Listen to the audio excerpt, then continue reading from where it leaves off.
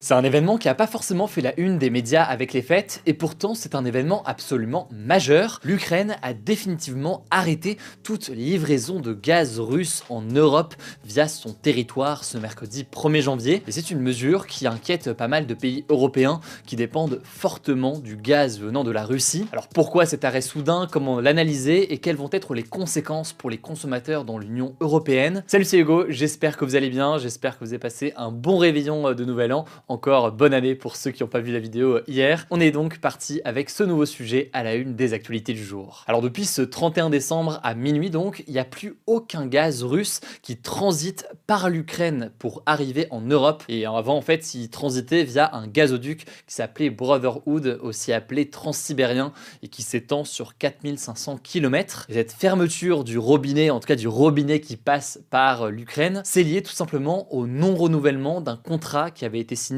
en 2019 entre l'Ukraine d'un côté et l'entreprise publique russe Gazprom, qui était autrefois le premier exportateur de gaz au monde. Alors l'Ukraine s'est félicitée de cet arrêt en déclarant, je cite, « Nous avons arrêté le transit du gaz russe, c'est un événement historique, la Russie perd des marchés, elle va subir des pertes financières », c'est ce qu'a notamment déclaré le ministre ukrainien de l'énergie, German Galushchenko. En effet, pour l'Ukraine, ça paraît assez évident, continuer ces échanges de gaz et continuer donc à faire transiter comme ça du gaz russe sur son territoire pour aller vers l'Europe. Certes, ça rapportait de l'argent, on revient là-dessus après, mais ça revenait aussi à financer la guerre de la Russie sur son territoire, puisque forcément tout ce gaz russe qui passait chez lui pour être vendu aux pays européens, eh bien c'était de l'argent en plus pour la Russie. Mais alors, avant de s'intéresser aux conséquences de cet arrêt, de quoi est-ce qu'on parle exactement et qu'est-ce que représente ce gaz pour l'Europe? Alors quand on parle de gaz naturel ici, c'est du gaz qui est extrait du sol par forage. Alors comme le charbon, comme le pétrole, c'est donc ce que l'on appelle un combustible fossile, donc issu de la décomposition de matières organiques comme des plantes ou des animaux qui sont enfouis sous la terre pendant des millions d'années. Bon alors en Europe, ça je vous apprends rien, ce gaz il est utilisé pour la production d'énergie, donc pour l'électricité ou pour se chauffer par exemple, c'est le cas dans beaucoup de foyers, ça peut être donc dans les logements mais aussi dans l'industrie ou encore dans les commerces. Et cette énergie issue du gaz fossile, ça représente environ un quart de l'énergie totale utilisée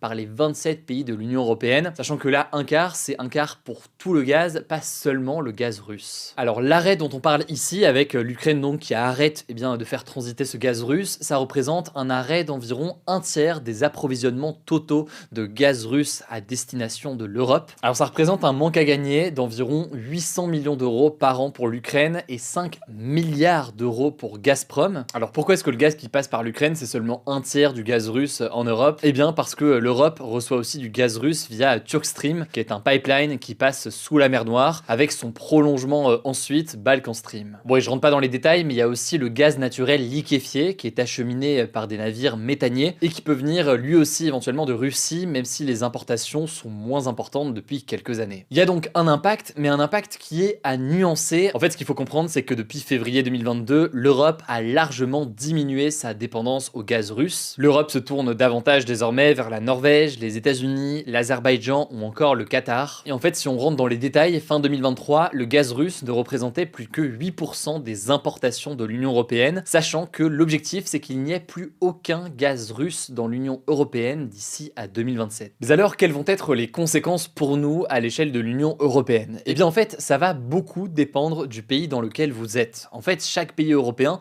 a ses propres fournisseurs de gaz. Et déjà, il faut savoir que cette route gazière par l'Ukraine, ça représentait que 5% des importations de gaz de l'Europe, en tout cas avant la coupure de ce mercredi. C'est donc absolument pas majoritaire, mais le truc c'est que c'est une moyenne, et donc il y a certains pays qui sont encore très dépendants du gaz russe, et c'est notamment certains pays en Europe de l'Est. On peut aussi citer certains pays comme l'Autriche. Le cas peut-être le plus critique, c'est celui de la Moldavie. La Moldavie, c'est donc un pays qui est situé entre la Roumanie et l'Ukraine, qui a d'ailleurs décrété l'état d'urgence énergétique. En effet, en 2024, environ 70% de sa consommation de gaz provenait de la Russie. Résultat, à cause de cette coupure, les habitants sont invités, je cite, à s'habiller chaudement, se regrouper dans une seule pièce et à ne pas utiliser des moyens de chauffage artisanaux pour prévenir les risques d'incendie. Et en fait, souvent, c'est des difficultés qui sont liées à un enclavement géographique. En gros, c'est des pays souvent qui n'ont pas d'accès à la mer et qui n'ont pas donc beaucoup de choix pour l'approvisionnement en gaz. Là, c'était le cas de la Moldavie, mais dans certains cas et pour certains pays, il y a aussi des raisons politiques, puisque certains veulent maintenir des liens, y compris économiques donc, avec le gouvernement russe. Parmi ces pays qui sont proches de la Russie, Russie, c'est le cas par exemple de la Slovaquie, un pays qui est membre de l'Union Européenne, mais qui est aussi proche de la Russie, avec un gaz russe qui représente près de 90% de ses importations en 2024. Alors cette coupure par l'Ukraine a mené à des tensions entre le Premier ministre slovaque et le gouvernement ukrainien. Surtout que, il faut le savoir, l'Ukraine s'est connectée au réseau électrique européen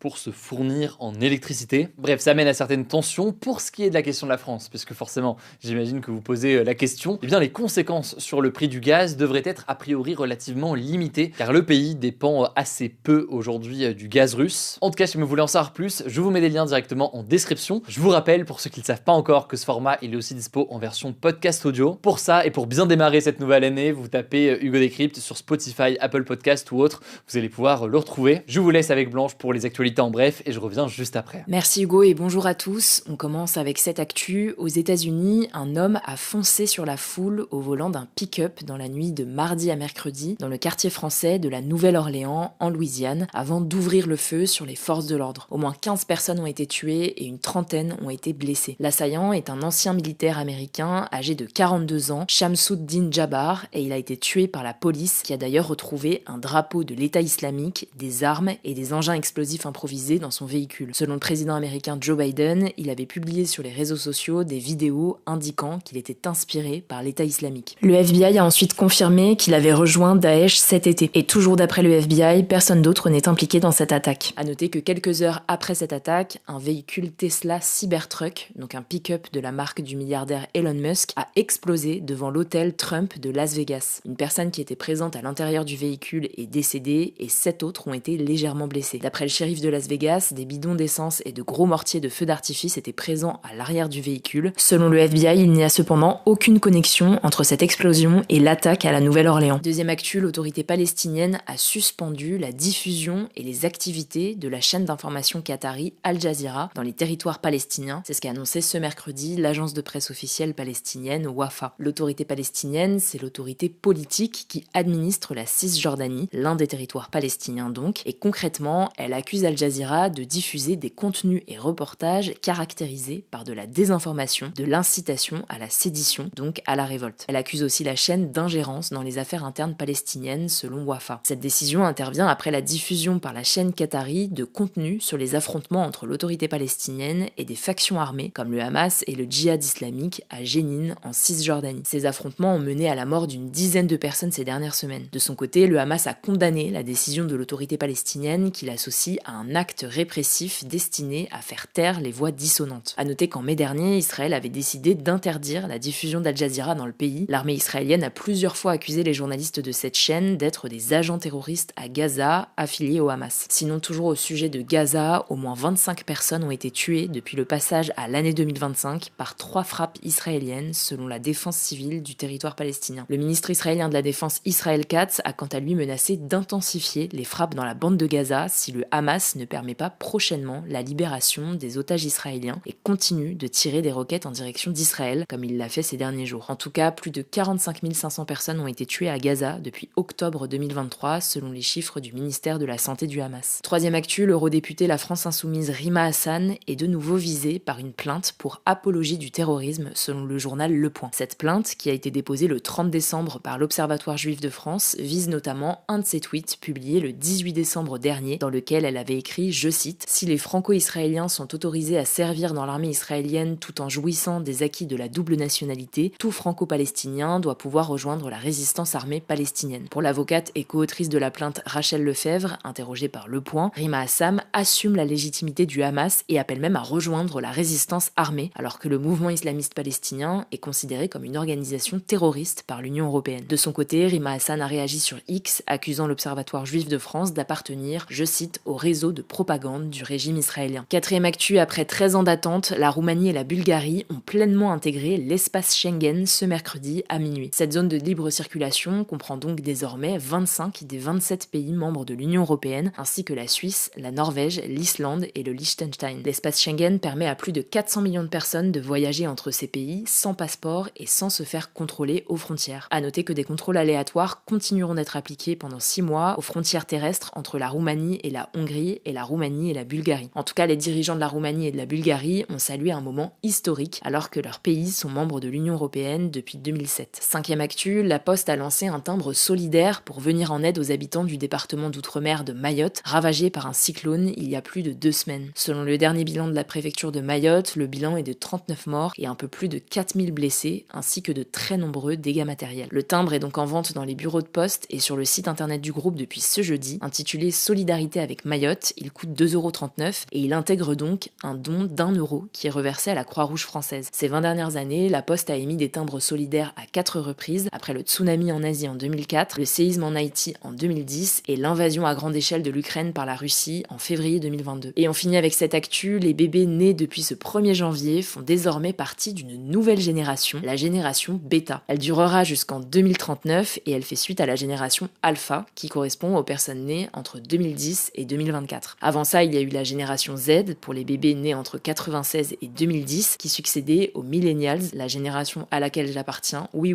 née entre 81 et 96. La durée d'une génération est estimée à environ 15-20 ans, mais elle peut varier en fonction des événements sociaux, technologiques ou historiques marquants. Merci beaucoup Blanche pour ces actualités en bref. Voilà donc pour ces actualités aujourd'hui. J'avais le hockey pendant la moitié du tournage. Ce début d'année démarre extrêmement bien. On a quand même réussi à aller jusqu'au bout. Je le disais, rendez-vous en podcast audio pour découvrir ce format en version audio. Prenez soin de vous, prenez soin de nos proches et puis on se dit à demain pour une nouvelle vidéo.